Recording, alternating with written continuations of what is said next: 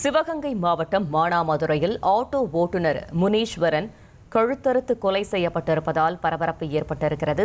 முக்கிய செய்தியாக பார்த்து வருகிறோம். மேலும் தகவலை செய்தியாளர் ஜெகநாத் வழங்க கேட்கலாம். ஜெகநாத், வணக்கம். இந்த கொலை சம்பவம் தொடர்பான முழு தகவலை சொல்லுங்க. வணக்கம். மானாமதுரையில குற்ற வழக்கில் கைது செய்யப்பட்டு காயமடைந்த ஆகாஷ் என்பவர் மதுரை அரசு ராஜாஜி மருத்துவமனையில சிகிச்சை பெற்ற நிலையில உயிரிழந்திருக்கிறார். குறிப்பாக பார்த்தீங்கன்னால் இந்த சம்பவத்திற்கு இடையே நடந்த அதே பகுதியில அருகில் மீண்டும் ஒரு கொலை சம்பவமானது நடைபெற்றிருக்கிறது.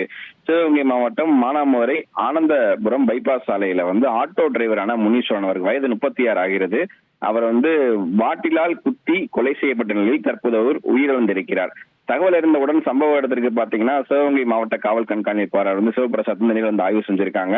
முதற்கட்ட தகவலின்படி முனீஸ்வரன் தனது நண்பருடன் இரவு நேரத்தில் மது அருந்தியதாகவும் அப்போது ஏற்பட்ட தகராறில் உடைத்த பாட்டிலால் குத்தி கொலை செய்யப்பட்டிருக்கலாம் என்று முதல்கட்ட தகவலில் விசாரணை செய்யப்பட்டிருக்கிறது.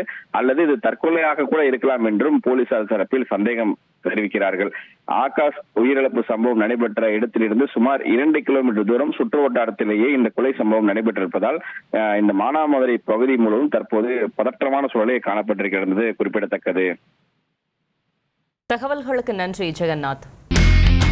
இனி செல்லும் இடமெல்லாம் செய்தி. தந்தி டிவியின் வாட்ஸ்அப் சேனலை ஃபாலோ பண்ணினா செல்லருக்கும் இடமெல்லாம் செய்தி.